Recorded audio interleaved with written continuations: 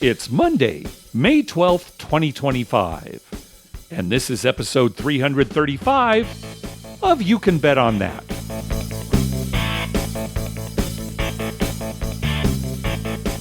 Hi, everybody. Welcome to You Can Bet on That, a podcast for the recreational gambler. I'm Mark Duvall. And I'm Dr. Mike. Dr. Mike, you staying cool? Yeah, staying cool. Air conditioner's on in our house. Wow. It's been a little warm here, getting up in the high 70s, 80s. Yeah, nice. So how about there? 90s. 90s. Yeah, it's summer. Yep, which is good.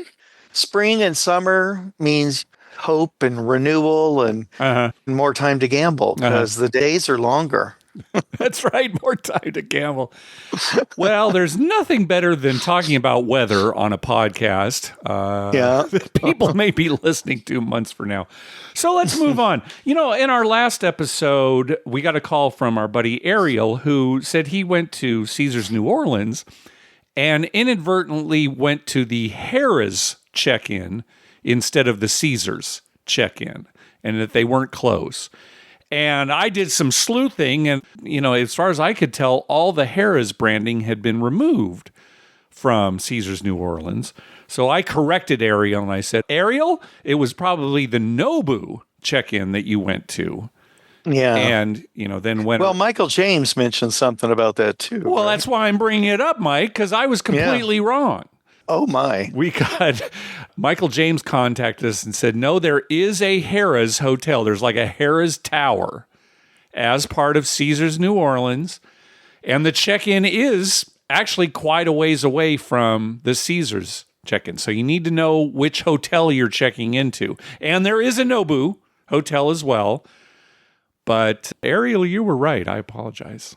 Yeah, so that's kind of confusing. I'm surprised. I mean, I guess it's like the Augustus Tower at Caesars, right? It's just another name.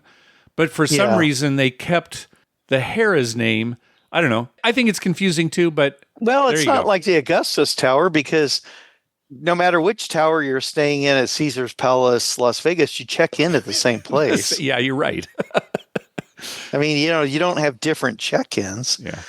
Now, if they let him check in at Caesars and said, well, you're in the Harrah's, so you got a little bit of a walk. Well, okay, but you've already checked in. Yeah, but you can't do it. But that's apparently. weird. Yeah. So just be aware if you're going to Caesars New Orleans, you got three possibilities. You got Caesars, you got Nobu, which according to Michael James, those check-ins are fairly close to each other. And then you've got a bit of a walk to the Harrah's check-in. So there you go. Yeah. Okay. Well, another reason never to go to New Orleans. Yeah, yet another reason. Another reason. It's confusing. Well, what do you think in New Orleans? Oh, well, it's one of the most interesting cities in America. It's got the French influence, but it is very confusing. Yeah. No, I prefer to go to Vegas, where it's not confusing. You just walk down the street. Just walk down the street. Oh, where are you going? New York, New York? Oh, I've never been to New York. No, it's in Vegas. What? I'm going to Paris. Paris. No, Las Vegas. What? All right, Mike. Well, Zorkfest will be coming up at the end of the year, and they just recently announced that the venue will be the M Resort, which is off Strip there. You and I have been there once. We've never stayed there. We stopped, on the way out of town. I've been there before one other time on my way out of town when you weren't with me. But, okay. It's a ways from everything. It is, but, it's one of those sort of all-inclusive resorts if you're not going anywhere else. If you just want a place to play and have all your amenities there. Sherry and I would probably go early. We may spend half of our time in one property and then half our time at M. But anyway, the Travel and Casino Loyalty Conference will be December 5th through the 7th this year. It's a great way to learn about points you earn through travel and hotel casino stays and how to make the most of them. Plus, you get to meet tons of people from the Vegas and gambling internet community. I'll put a link in the show notes that has all the details and where you can buy tickets and everything. Sherry and I plan on being there, Mike. I'm guessing you're probably iffy just because of the timing. Yeah, the timing's a little iffy, but we'll see. Okay. We'll see. I would like to go just to see everybody. Yeah. I would have to rent a car because you got to get to the airport and then drive to M. Well, you can Uber I mean, you it, can take a cab, it. I guess. Yeah. What are you going to do with a car? Where are you going to drive? Well, but then during the trip, I do want to go to the Strip and see other stuff. Yeah. I'm iffy, but I'm leaning towards the going. Okay, good. If it's all possible. All right, good. December 5th through the 7th. Another good thing about a meetup like that is even if you're not interested in points or whatever, there's still plenty to do. Oh, yeah. And it's great to meet up with everybody. And yeah, he has a lot of events. And once again, there's going to be blackjack and craps labs. And they promise they're going to have real tables this year instead of just the felt that we had to kind of lay out on the table. So I'd like it if they had a slot pool. I miss that from the Internet Mafia days. A slot pool? They sometimes do. Yeah, when we went to Zorkfest in Lake Tahoe, they had a slot pool. Right, But it should be a regular every time because if you want, put in $100 and we're all going to go to some high limit machine and, maybe Michael picks the machine in the high limit room and we play it, see what we get. So you're volunteering to organize this? No, Michael Traeger. Oh, okay. I could organize it if you want. Just meet me in the high limit room. Yeah, you don't do enough work for this show, Dr. Mike. You should probably do some. Well, maybe I will. Right. If I go, maybe I'll have a time. I'll say, hey, we're going to do a high limit slot pull. Come on over, bring $100. We'll put all of our money together. We'll see how many pulls we can get, and we'll split the money afterwards. All right. When we hit the $100,000 payout or something. Well, hopefully we'll see you in December, Dr. Mike. Yeah. Hey, here's some good news. So Vinny Chens and Big Joe are back. The 7 Out podcast is back. Now, if you remember, a few years ago, they came back and put out a couple episodes and then disappeared again.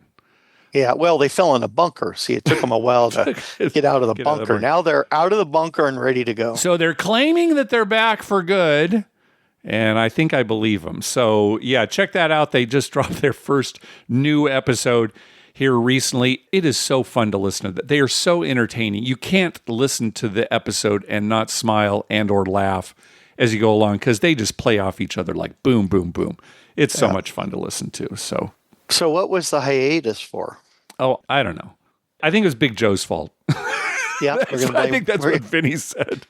We're going to blame Big Joe. I think Big Joe is such a perfectionist that unless he could produce what he felt was high quality content, he'd rather not do it at all. Ooh, now, okay. I'm putting words in Big Joe's mouth here, but he's kind of like the Martin Scorsese of podcasting. Yeah, that's what I'd say. I'd say Big Joe is like the Martin Scorsese of podcasting. Okay, there you go. Yeah. Explained well enough. I like it. Right.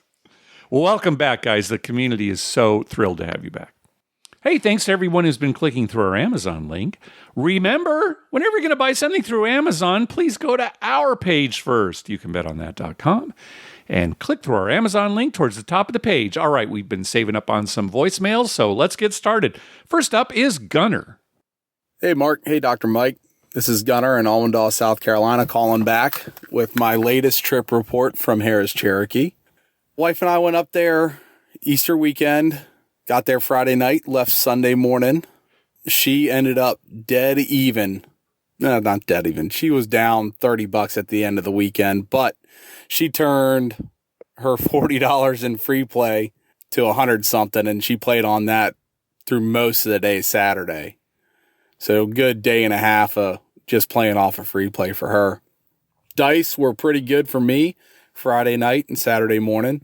Saturday morning, I actually saw a $15 craps table. Haven't seen one there in a while, at least for me.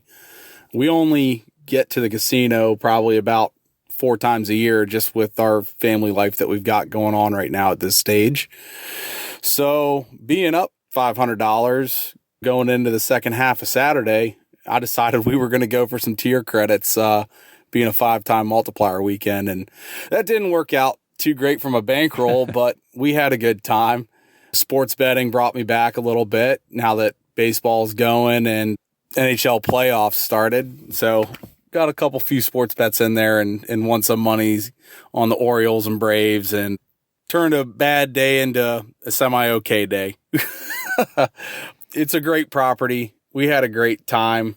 It's kind of tough only being able to get out there or to any casino 4 or 5 times a year. I feel like we've got to make the trips worth our while. So when you're sitting there up a couple $100 at the beginning of the day, Saturday, it's kind of hard to stop yourself from playing the rest of the trip. Yep.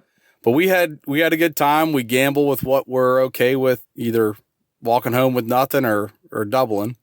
But appreciate the show, guys. We'll be out in Vegas in August for her birthday, and hopefully we will have a great trip report for that trip. Y'all stay well. Bye. All right. Thanks, Gunnar. Thank you. Yeah, good luck. Yeah, it sounds like he has it all worked out. I think so. It's kind of like you said, when you only have a certain number of trips that you can take. Well, it's even, Mike, when you and I, like, say, go out to the casino. If we win, in the first 5 minutes, we're up like some incredible amount. It's not like we're going to leave. We came out to gamble. No, we do not use the Stan Wong method of gambling. And by Stan Wong, I mean Stan Wong, our friend. Yeah, it's so funny. We're not talking about Stanley Wong, the author. We actually have a friend named Stan Wong. And for longtime listeners will remember that he said, well, at some point, you're going to be up. So as soon as you're up, just leave. Just leave. So if I win my first bet, I'm up. Yeah, and you leave. And you leave. Set at a blackjack table, $5 bet. I won. I'm up. Bye. My only problem with his philosophy is that there are plenty of times when I'm never up. Yeah, right. Right. There's more times that I'm never up. Yeah. I mean, we play a lot of craps, and what we're waiting for is the big roll. Yeah. So if we have a couple of good rolls early and we're up, a few $100, we're not going to leave. We're waiting for the big roll. On a recent episode of 500, a listener asked Tim and Michelle, if you went on a trip, would you rather have your big win at the beginning of the trip or at the end of the trip? What would your answer be, Dr. Mike? My answer? Yeah. Definitely at the end. I'd rather have my big, huge win. I mean, that puts me up for good. Yeah. 5 hours before I'm ready to leave or something. Okay.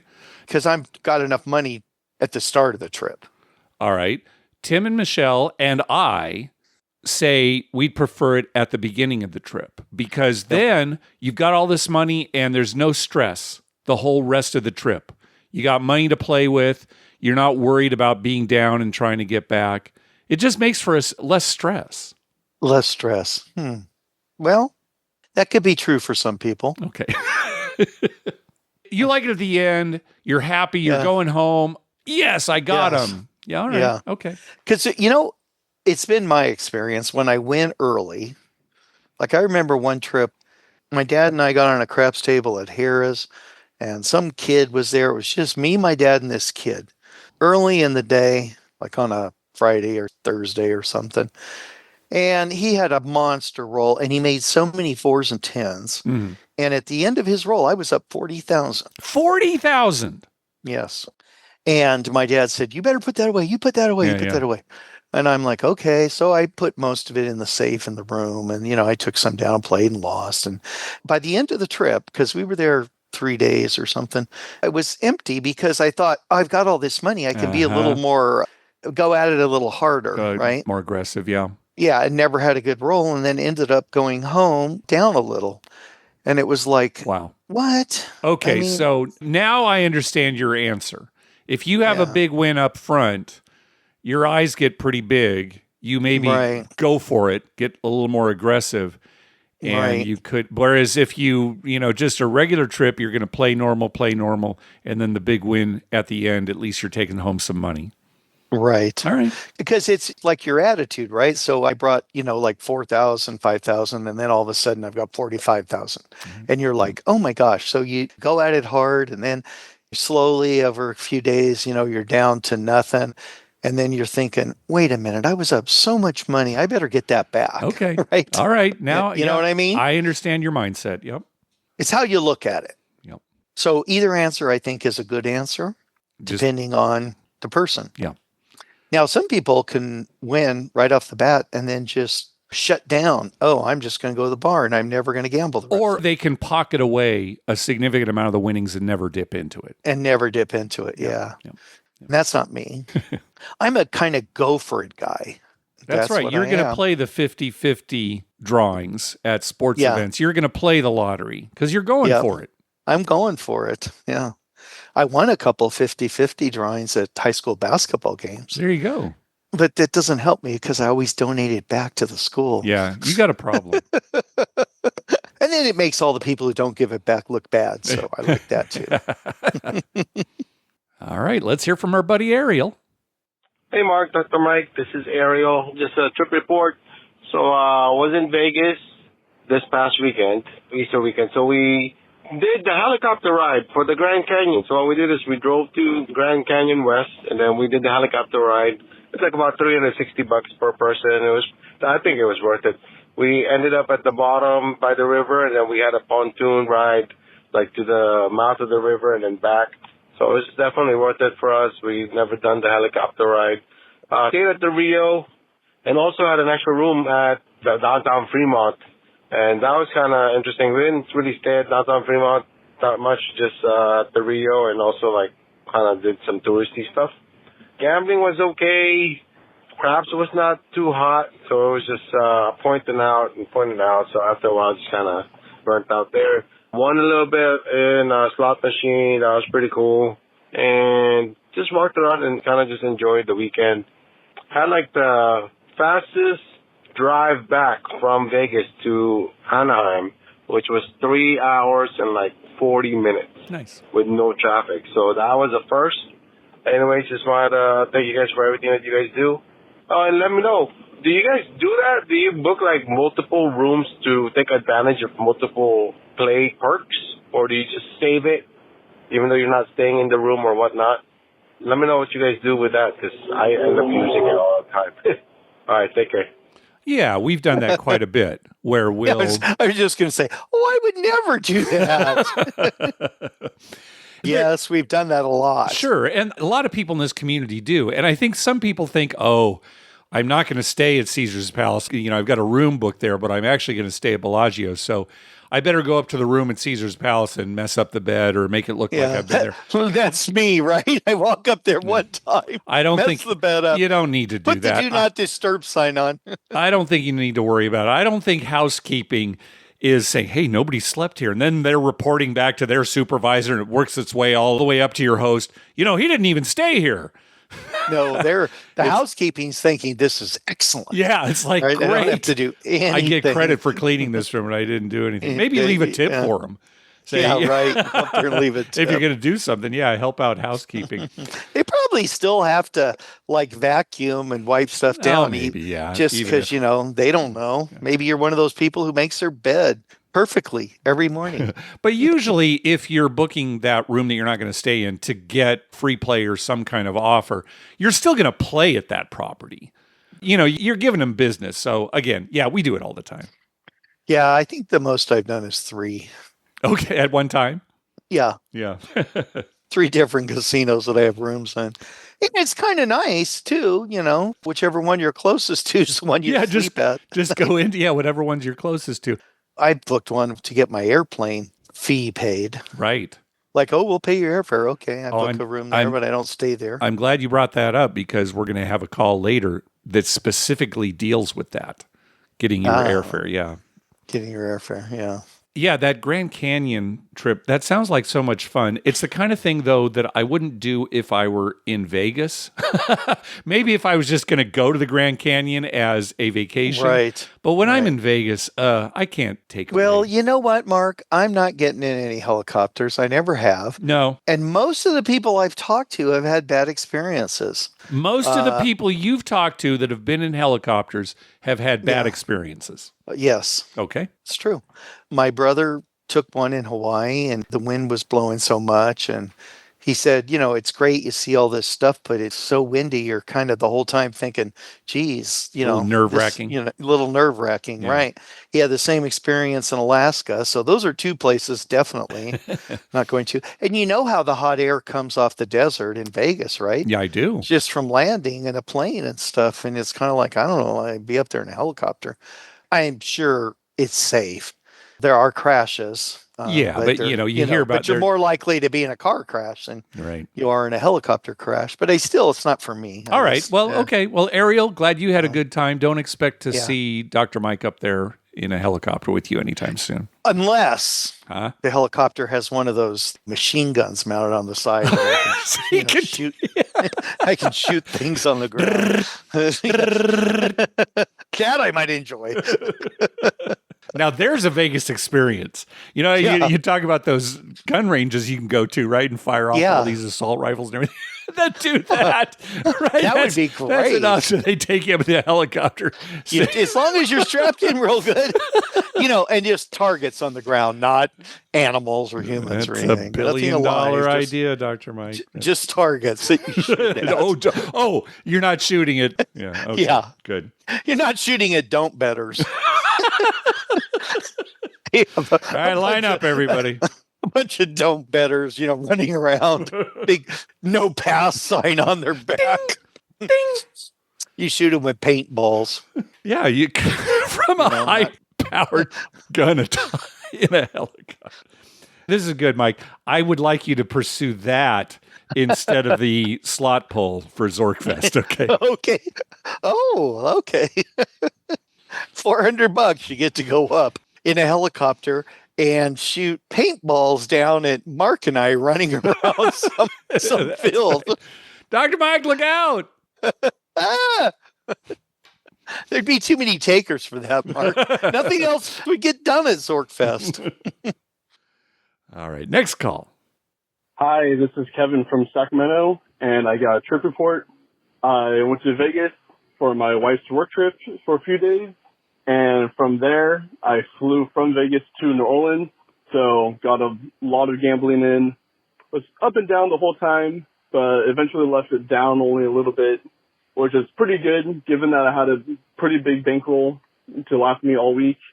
If I just stuck to craps, though, I would have been up. So this is just showing that statistically, craps is better, and that's just smart gambling right there. Went to New Orleans, pretty much went to the casino every night.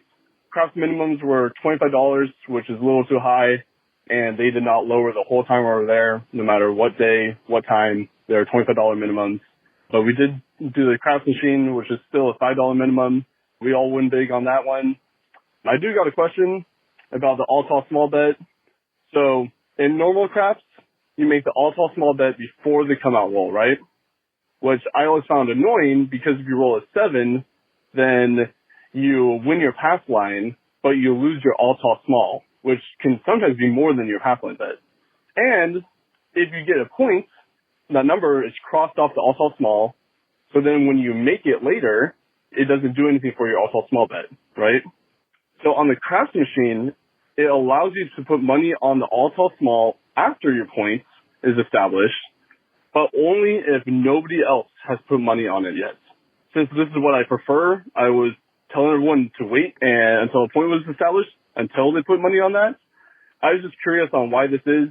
You would think the machine would be smart enough to track this bet simultaneously with the other one, but I do like this feature, and I prefer it better because it is very exciting when the last number you need for your all-tall small is also your points, which happened a few times.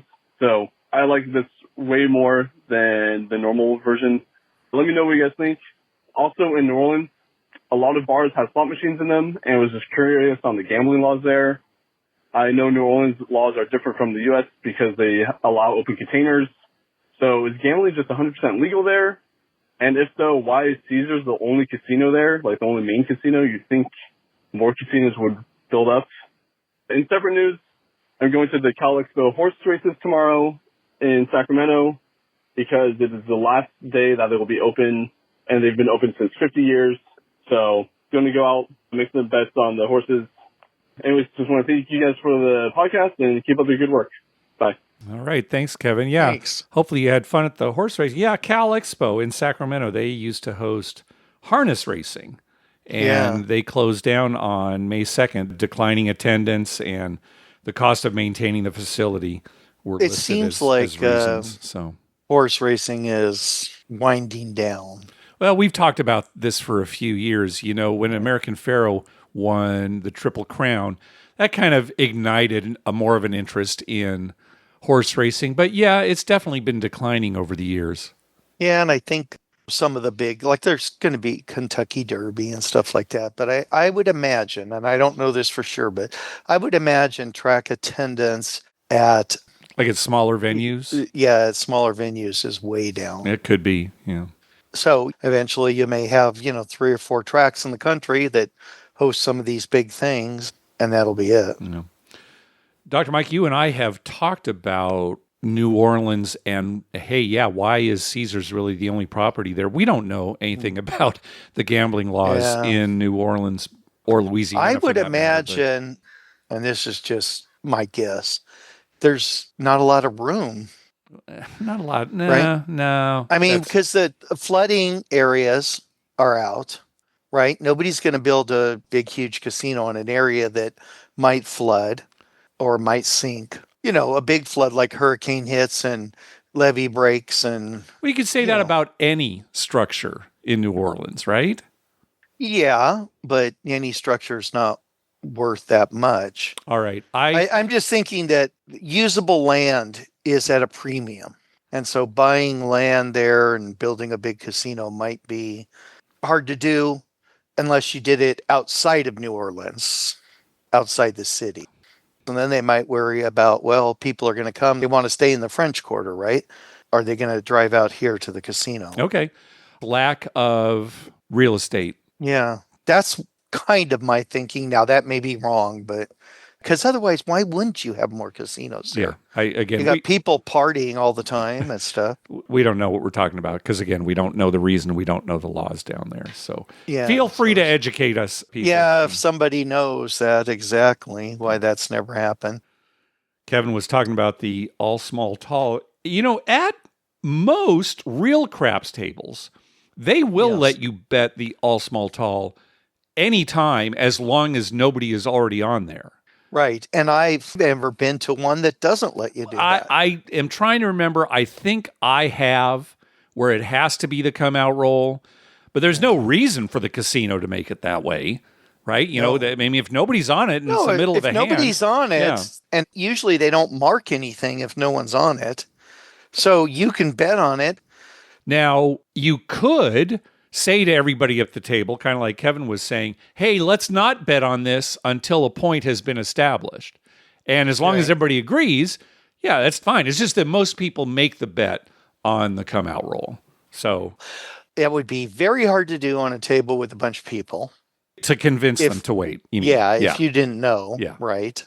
Because their thinking might be different than yours. And also, I'm wondering on the machines if, there's a come out roll, nobody's bet on it, and then I bet on it. If I'm quicker than you betting on it, once I bet on it, can you bet on it? All right. Walk me through this. What do you mean if you're quicker than me? Well, like you're on a machine, right? And you're making your bets. Right. And the first thing after the come out roll, nobody's bet on the all tall small, and you make a wager first thing. And I'm busy, putting my place bets up or something. And then after you've made one, I guess I can still make one before the next roll. Yeah, why wouldn't you or be with able to? What I don't what know. Am I I'm missing just wondering. Here? Well, I'm just wondering if the machine would say, "Oh, somebody's on it now."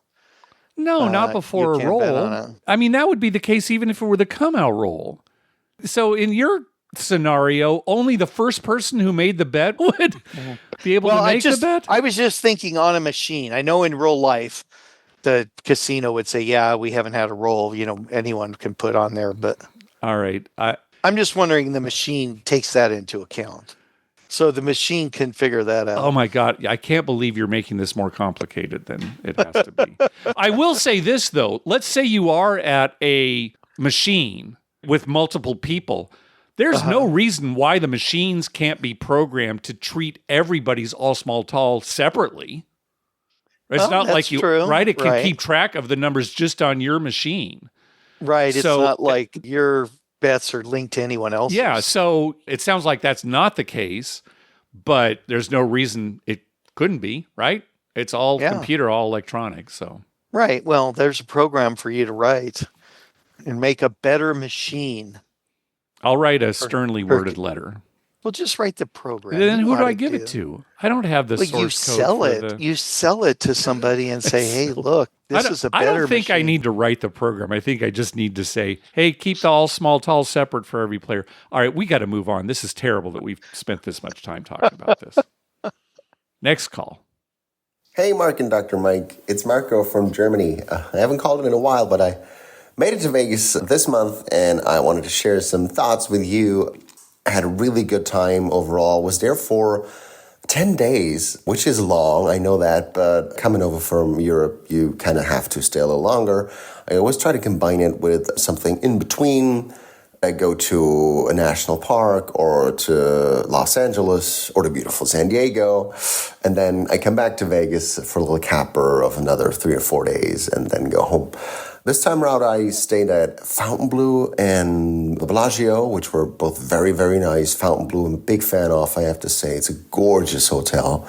And they have $25 pie-out tables the whole time, which is also very nice, and some really cool people playing there, so that was great.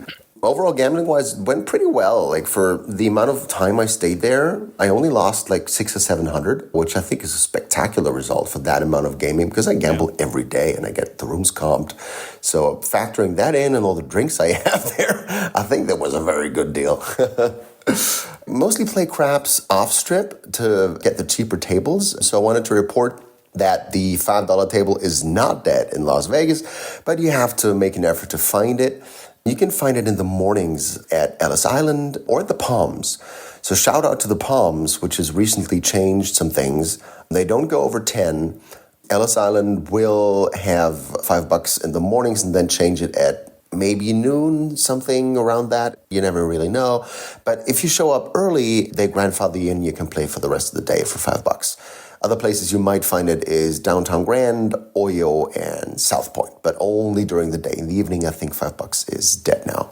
And then I wanted to share one story that I experienced at the Palms when I was playing craps there, and it was going really well. And then that one guy showed up. You know, I was in the middle of a roll, making some points. We all had a good time. The guy showed up, bought in the middle of a roll for $415, you know, with crumpled up notes from his pocket. It took a very long time. He was being difficult already during the buy-in. And then he proceeded to lay the 10. So he was betting against the table after all of that. And of course, the next roll was a 7. And then it got a little heated. People were really mad at him. Some left. And then afterwards, it changed, you know. The game was going really well. And afterwards, no one could hit a point anymore. That guy left after the heated exchange. He was only there for that one roll. And I was talking to the dealers, and they said, you know, it's a spirited game. And that kind of stayed with me. I really believe that. Normally, I'm a very rational person, but there is something about craps. It goes in waves to me, and if weird things happen, if there's negative energy, it might change the nature of the game and what happens there. And it certainly changes the mood at the table. That one I can tell you, because afterwards nobody was having a good time anymore. And that guy even came back like 10 minutes later, and he wanted to lay the 10 for another $300. And we were like, you will not do that right now. And then he left.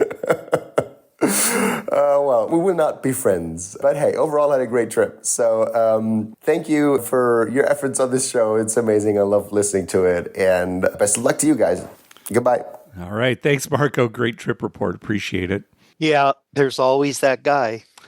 Yeah, and whereas I don't think that will change the results of actually rolling the dice, oh yeah, it can kill a mood. And to me, that's the most important thing at the craps table. We've talked about it. It's the crew. It's the mood at the table. You know, you could be on a hot roll, but if it's, you know, a lot of negative energy, so-called negative energy, it's no fun. Yeah, you know, Mark, not to disrupt your logical thinking, but as a scientist, anything is possible. Okay. As a scientist, anything is possible. I would disagree with that, but I understand where you're coming from. A scientist with an open mind. Popular Mechanics had an article in the last couple of weeks that revealed there's a place where time moves 9% slower for humans than the rest of organisms. The rest of organisms. Yeah, humans, time moves slower there than it does for, say, a rabbit or any other organism. And where is this place? Well, you got to read the article. The headline kind of makes it seem a little odd, but it's complicated. You'll have to read the article. It's in Popular Mechanics. I don't want to get into it. It'll take too long. But things are always possible. Yeah, I understand where you're coming from. Yeah, you'll find weird things. I read a lot of science, so you do. Yes, I do. And it's just interesting that some things that we think we know a lot about, but we don't know very much about. So things are possible. That's what I'm saying. There could be something with that kind of energy that's always going to make the table go cold. Okay. Anyway, I read these things and I think to myself, well, gosh darn it, there's a probability that something's going to happen or something we don't know about that really exists. But see, the thing is, you read these things and then you come on the show and you try to say what you read, but somehow you get something mixed up. Or you get a figure wrong, or you're saying the opposite of what the article says. So I read those articles. When I call you on it, then you get mad at me because, like, why are you fact checking me? They're just articles I read, but it makes me think that things are possible. That's why it makes me think that there is such a thing as a cooler, and there is such a thing as, positive energy at a table or negative energy at a table, things like that. Affecting it. Okay. Well, yeah, other than affecting the mood, you know what I mean? Yeah, that it could actually affect the winning, the losing, what's coming up on the dice. You're wrong. You're incredibly wrong, but I respect you have your opinion. Yeah. Well, don't you think that humans can slow time down if they want? Not using their brain, I imagine. You don't think so? No, I think if they get into a vehicle that's going... But time is just a construct of your brain. No, time's real. And yes, time can slow down depending on how fast you are. Let's get Einstein on the phone. Oh my God. I can't believe... We're talking about two different kinds of time. I can't... Move on, Mark. Move on. Believe how off the rails this has gone. Next call. Hey, Mark and Dr. Mike. This is Tristan from Orange County. I'm a Lyft driver, so I listen to a ungodly amount of podcasts while I'm driving, and I'm not going through your guys' catalog from the very beginning, but when I run out of things to listen to, I go back and listen to certain old episodes, and I have a couple of t-shirt ideas that you guys are now making t-shirts you might consider making. One of them is just to have a picture of a house phone on a pillar, and then the quote next to it can just be, "I'm eating cream cheese." I would buy that shirt in a heartbeat. And the second one is from, I think it's episode 51. There's a story Mike was telling about you guys at the craps table just obsessed with talking about the different kind of lammers that they use, and a hypothetical pit boss saying these need lammers. And that t-shirt can look like a I'm with stupid t-shirt, but with the arrow pointing both ways. So people can stand in the middle of you guys and take pictures, and it just says, "These need lammers," and it's pointing to both of you. Don't know if those are good ideas. I think the I'm eating cream cheese one is great. I would buy that shirt. You should make it. Please, please, please. All right, bye. I don't even know if I bleeped out the original episode, that word, but we're a family show, so I thought I'd bleep those out. I do like I'm eating cream cheese, and it's just one of those house phones on the wall. Yeah, longtime listeners will remember that. At one point, I got a call. This was before cell phones. I got a call from Dr. Mike at the craps table who asked to use a house phone. They gave him a phone. He called up to the room. Hello? I'm eating cream cheese. Click. That was it.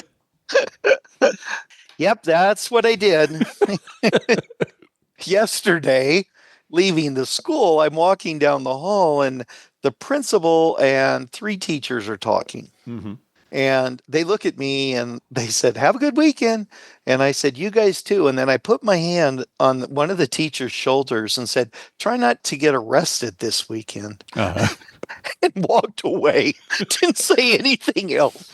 Stuff like that is always great because, the other teacher's thinking, "Oh, you've been arrested before?" Yeah, you were arrested. I've never been week? arrested. Why would you say that? So I'm curious when I go there on Monday to find out what you're she here. thought of. Oh, you didn't get arrested. Oh, yeah, it's sometimes fun just to say stupid stuff to people.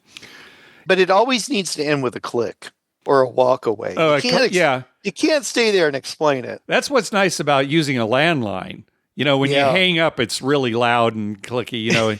On a cell phone, you just press a button, you don't even really hear it. You need a landline hang up to really send it home. The person on the other end of the cell phone, they're like, "Are you there? Yeah. Are you still there?" They don't know. Yeah. All right, let's hear from our friend Melanie. Hello, Mark. Hello, Dr. Mike. This is Melanie from Colorado, coming to you from Taipei, Taiwan, where I'm visiting my daughter who's on a student exchange here. Wandered into the Asian poker tour the other day. They had a women's tournament, only $245 to enter, and only 135 people, and I really wanted to play. However, I did not have enough time. The bar upstairs / cafe was hilarious. It had all these poker-themed drinks with concoctions. I'll send you a picture of the menu, but super bizarre. But then next to it was a sign that said, the puking fine is 10,000 NTD, which is about $300 US. With these concoctions, I then understood. No casinos per se here in Taipei. It's not legal. I am headed next to Vietnam, where I have gambled before, so I'll see if I make it to a casino, although I didn't see a poker game there. I take that back. I did see one at one casino in the past. I somewhat wonder, do any of your listeners, or do you guys, worry about collusion when you're in a country where you absolutely don't speak much of the language? Just curious about that. Table talk, you never know. I experience that in Colorado from time to time. Been playing some poker up in Black Hawk, the 1-3 game. They have a $300 high hand bonus every 15 minutes, Sunday through Friday, and I've won that 3 times now and done pretty well there at those tables and quite enjoyed it. I went there for March Madness, thought about going to Vegas, ended up not going, but it was great because they had the TVs right there. We could watch the games, and then the sports book kind of abuts the poker room at Ameristar in Black Hawk, so it was pretty funny. Their feed must have been a second later because somebody would do a slam dunk and then a second later we'd hear the cheering. So it was pretty great. Anyway, hope you guys are doing great. Cannot wait to see you in Black Hawk. I'm always looking to see if your show is updated because I love hearing your podcast on my travels. Well, anywhere, honestly.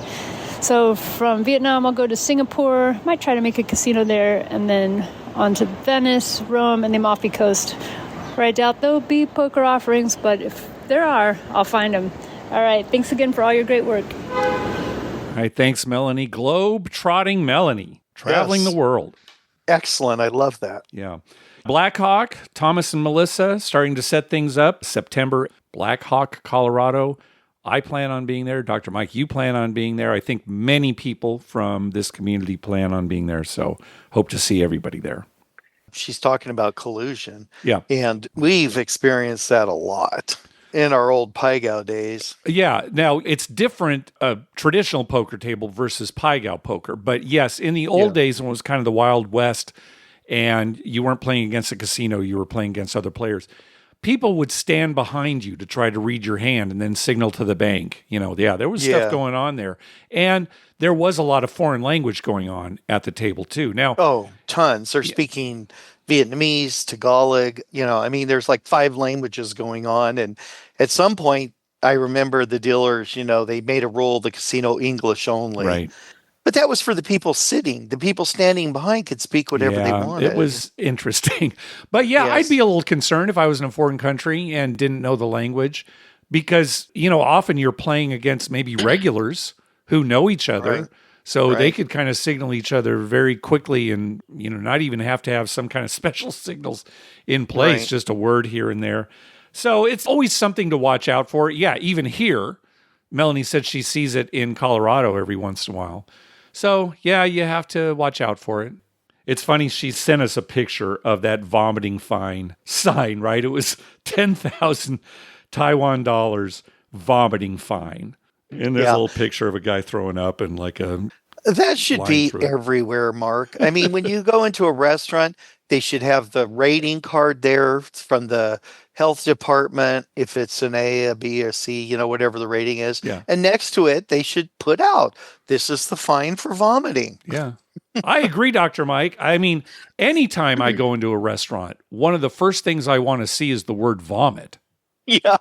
Well, or anywhere. It should be for every store, right? Yeah. Like, in your office, you have to have a sign that says we use chemicals here that are known to be cancer causing. Right. Well, Mm-hmm. you should be open about everything. This is the fine for vomiting. So when you go into a Macy's, they have a sign Yeah, there. fine. I think we're going to need one of those changing displays like we said we'd have in the casino for all the fines. Here's the vomiting fine. Here's the tripping fine. Well, in our casino, there will be no vomiting fine. Oh. Because vomiting means we've made money. So we will not fine anybody for vomiting. Just go, oh, are you okay? Here's a $5 voucher. Yeah. Here's a free coupon to the buffet. Must be used within the next half hour. That's right. It's time stamped. Yeah. And then Melanie was saying, gosh, at Blackhawk, $300 high hand bonus every 15 minutes during the week. That's great.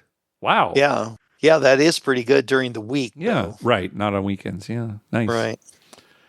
All right, next call. With Dr. Mike, this is Nick in Kalamazoo, calling you with a post-WrestleMania trip report. It's been on my bucket list to go to WrestleMania, and since it was in Vegas, it was easy to convince the wife to go. As soon as we heard it was announced in October, she was able to snag 4 nights at the Delano with her MGM status, which was a great place to stay. It's right by Mandalay Bay, and it's a quick walk across to Allegiant Stadium. 61,000 people. It was crazy busy. I'll try to send some pictures of just how big it was and how many people were flooding the hallways to get in there. If you've never been in that stadium, it's beautiful. It's state of the art. It's what you expect. But we're here for gambling. So my wife has high enough status with Caesars to get the airfare credit. So we went to Planet Hollywood. We gave them the documentation and they said, well, what's your room number? And we said, well, what room number? And they said, well, to redeem this, you have to be staying with us. And I said, I've looked through all the rules. I looked through all of the fine print and everything. Nowhere in there does it talk about having to stay with you to get the credit. MGM doesn't require that. We got the $600 there without them asking anyway. So we said, okay, fine, whatever. We went to the rewards desk that wasn't open earlier and they said the same thing. So we burned a 2-night comp just to stay there and get the $600. And we got it in chips. So we got them. We went down and set up Pai Gow. We're using $25 chips to play Pai Gow. And of course, we couldn't use the promo chips on the Progressive because they have to be even money, right? So we played for about an hour, no problem. Then the pit changes and the guy comes over and says, ma'am, are those your free play chips? And she said, yes. And he says, well, you can't share them with your husband. And she said, well, we've been playing for quite a while and no one said anything. He says, yeah, they're non-transferable. You can't share them. So he said, okay. I bought in some money. We played for a while and then walked away. It's kind of left a bad taste in our mouth. Just like, where are all these rules at? Whatever, fine, different pit, different rules, right? And that day we were playing $5 Ultimate Texas Hold'em on like a Friday afternoon. And we decided to go back Saturday morning. Ultimate Texas Hold'em was $15. Everything was $15. And I asked the pit boss, I said, hey, what's going on? Why is a Saturday morning at like 10 a.m. more expensive than a Friday afternoon? And she said, well, we have less dealers. And I said, yeah, but nobody's playing. He said, well, we just don't have the dealers to stock all the games. And I said, okay, so we left. Craps wise, the only interesting stories I have is we played at Park MGM one night before Monday Night Raw. I bought in after the puck was off, and I didn't realize the person to my right was shooting, and I felt terrible squeezing in. But it was a $15 table. She had a $30 six. She hit the 6, full press. It's like, okay, great. And I was pressing one unit. Hit the 6 again, full press again. I was like, oh boy, man, I hope she hit some points. And she did it one more time and then collected. But she did hit the all tall small. She went on a heck of a roll with all the power presses. She walked out after her roll with just a fistful of dollars. I've seen some people power press, but not to that extreme. Power press, collect, power press, collect. But this was 4 presses and then collect. That was genius. And I was like, hey, congrats. Really sorry. Didn't know you had the dice when I bought them beside you. Last quick story is I love playing at Golden Gate. But if you haven't played there in a while, their tables are crazy bouncy. I mean, like trampoline bouncy. If you don't throw them right before the wall, they're bouncing off. So when I went this year, I was like, oh man, look, they changed the felt. So they must have changed what was underneath the table. And it was just me and I got the dice. And I mean, I threw every single die off that table. And they're like, yeah, we did change the felt, but we forgot to take some of the padding out. Just try to get as close to the wall as you can. And I mean, we were still having fun, but everybody was doing their best. The dice were just flying off the table left and right. Makes for good stories, but not necessarily the best craps environment. Anyway, always enjoy the show. Appreciate the time. Thanks, guys. I'll give you a call after my next trip. All right, great. Thank you, Nick. A lot of great information there. Let's go through some of the things that he talked about. Bouncy tables at Golden Gate. I wonder if it's a Stevens Brothers property thing, because the tables at Circa, I throw the dice off the table so much there, more than any other casino. And of course, Golden Gate, the Stevens Brothers also own. Hey, I don't know why that would benefit them to have bouncy tables. No, it would not. It'd be the opposite, right? Because exactly. Then the game's not moving as quickly. But yeah, yeah. So I mean, you think they'd want to eliminate that more than the players would? 4 presses before collecting. Yeah, that's pretty aggressive. What's the most you've ever done, Dr. Mike? Well, I don't know, Mark. I'm sure you know. I don't know for sure. You know what you will say sometimes to me, a lot. though? You'll say, all right, the next 4 rolls I'm going to press, or the next 4 numbers. So it won't be just like the 6 you're pressing every time. It's just whatever the next 4 rolls are, as long as they're box numbers. I'm going to press. And sometimes it is a repeat. When it comes up like 6, I press. And then it comes up 6 again, I press. And I always turned to you, I said, oh God, don't tell me there's going to be 2 more 6s. Yeah. And I have to do it. I said I would. So I don't know if you've said 4 before, maybe 3. That 3 might or have been 4. the most. I've said 4. You have? Okay. I've said 4. Yeah. I don't think I've ever said 5, but it's kind of fun to do, especially if you're up. So Nick said the pit said to him, yeah, we've got fewer dealers, so the minimums are going to be higher, even though it's not as busy in the casino, right? He was saying like Saturday morning, the minimums were higher than a Friday afternoon. I guess that kind of makes sense. But then like Nick said, nobody was playing. So, well, I thought about this and I thought, well, maybe, you know how they have the trays already set up? Yeah. And some of the tables are set up with a lot of smaller denominations. Okay. Because that's going to be a lower limit table. And some of them have higher denominations because that's going to be a higher limit table. And so if they have fewer dealers, maybe somebody says, well, you're at table blah, blah, blah, and you're at table blah, blah, blah. And whatever it is, maybe the pit boss is kind of stuck with like, well, they opened table 8, so that's a $15 table. I wonder if that's the case. I don't know. I appreciate, again, your theories, or at least, trying to come up with reasons. Yeah. I'll just leave it at that. I mean, it could be something like that. I mean, somebody up above is the one who determines what they're opening. Let's move on to this whole free play chips are non-transferable BS. That's usually the case. Really? Mm-hmm. Here, I've got some free play chips right here from Hamul. There's nothing here that says they're non-transferable. And plus, I know that. What's to prevent me from just giving you the chips and you going and playing? The only reason they got caught is because she was giving him chips right there at the table. In front of him, yeah. Well, me and my daughter and her friend went up to the casino here in northern Minnesota. I was handing chips to my daughter to bet the bonus stuff. Right. Because she didn't want to do it with her money. Right. And so I handed her chips, and after about 2 times of doing that, they made me stop. Well, did they make you stop because it was non-transferable or because... No, they made me stop because they said you can't hand other players chips over the table. And I'm like, what? The guy said, yeah, if you get up, leave your seat and walk around, it's okay, but you can't be sitting here and handing chips. Like you might have looked at your cards but the cards aren't even dealt. So I don't know, but they made me stop that. There's a lot of stupid rules like that. All right. Yeah. This whole non-transferable on free play chips, I think it's ridiculous. Even if it is a policy, oh my gosh, it's husband and wife. Right? And again, they only got caught because they're playing together. She could have given him, half the free play chips and he goes to another table. They'd never know. Yeah. It's so weird. Okay. So it might be a policy, but it shouldn't be in our eyes, right? You get the free play. And it could be that we've seen this a million times, Mark. Pit bosses decide what the policy is on their own. Yeah. I mean, there's nothing written down anywhere, or there's nothing that says anything. It's just like the airfare thing, right? Yeah. I mean, yeah, this is what I was talking about, right? They wouldn't give him the airfare because he wasn't staying there, even though he said he looked at all the fine print. Now, I can understand that being a policy. It should be in the fine print. I can understand that being a policy. And I've asked for that before. I've gone and forgot to ask for it ahead of time and got there and they say, oh, well, unless you have a room here. Yeah, and Nick and his wife, they just got a room there so they could still get the free play, big deal, I guess. Anyway, Nick, glad you had a good time at WrestleMania. He was talking about how they stayed at Delano. That when his wife made the reservations, it was Delano. They changed the name in December to W Las Vegas. So just for people who are thinking, oh, is Delano still there? No, it's W Las Vegas right there at Mandalay Bay.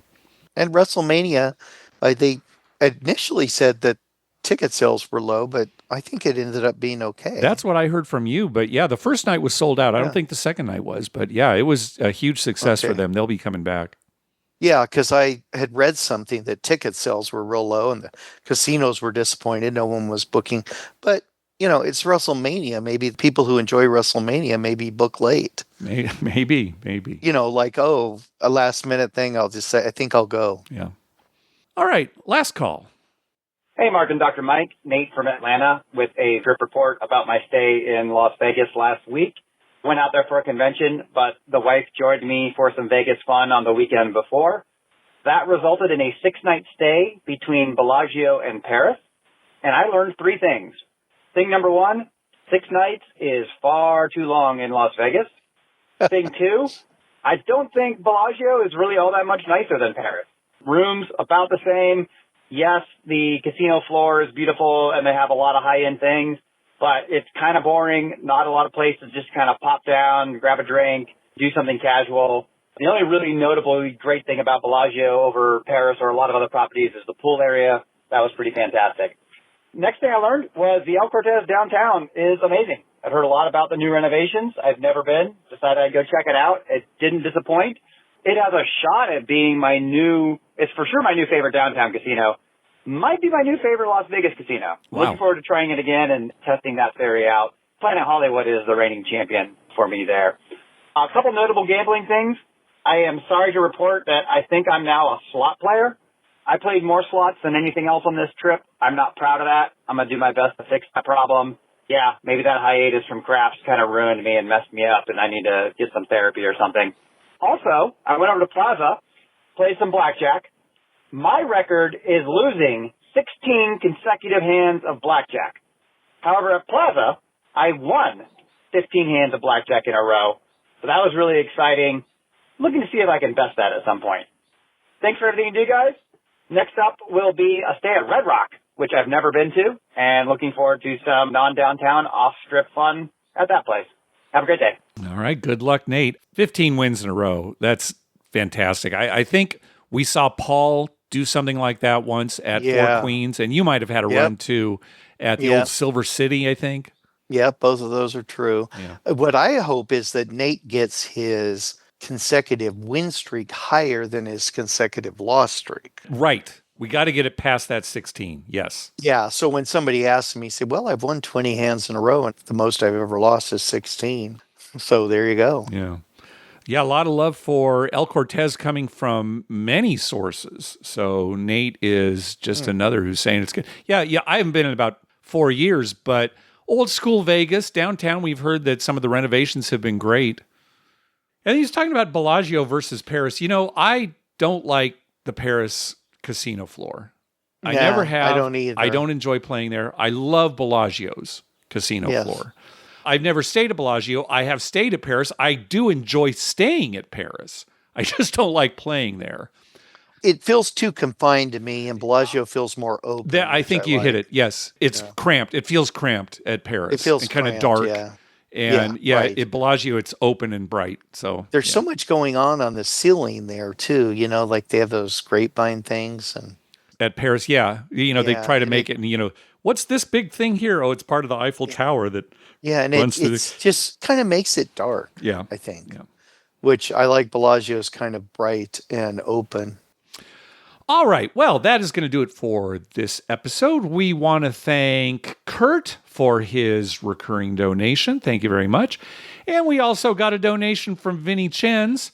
He says, royalty payment for letting us cut your audio. Yeah, if you listen to their recent episode, they actually play a clip from our show where we're talking about how it's hard to resurrect a podcast when you've stopped doing it for a while. It's kind of hard to get motivated. So they play that at the beginning of their show. He says, appreciate you both. Good luck at the tables. Take what you can, give nothing back. So again, great to have you guys back. Yeah, welcome back. Hey, at the top of our webpage, you'll find a link to our store where you can buy You Can Bet On That merchandise at 50% off. Also, you can find a list of all the gambling-related shows coming up on American television at youcanbetonThat.com/TV-listings. And we've got a list of gambling-related movies at youcanbetonThat.com/movies. We'd love to hear from you. Call our voicemail hotline at 951-292-4377. That's 9512-WAGERS. 9512-WAGERS. Or you can email us at youcanbetonthat@gmail.com. We're also on Twitter at youcanbetonthat and on Facebook at facebook.com/youcanbetonthat. What do you got for us, Dr. Mike? Well, Mark, I was thinking this morning as I was trying to wake up that, I can't do anything about the past. Good, it's right. gone. Yep. I can worry about the future, but I can't do too much about it. I can plan maybe, worry maybe, but the present, the present I can do something about. Yes. And I'm sitting there on the edge of the bed and I thought, you know what? I'm going to cut the grass today.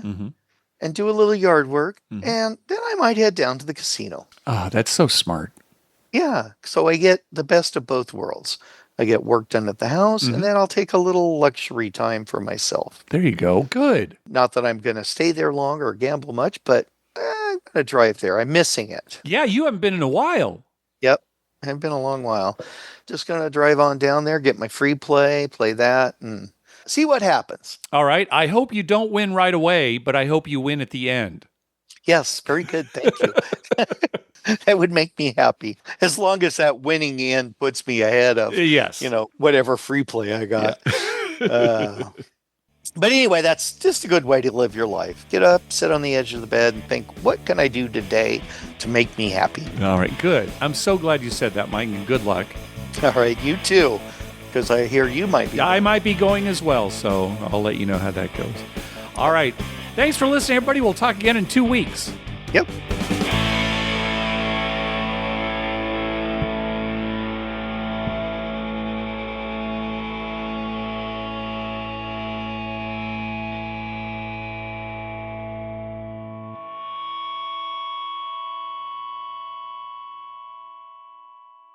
Oh, I do love a casino!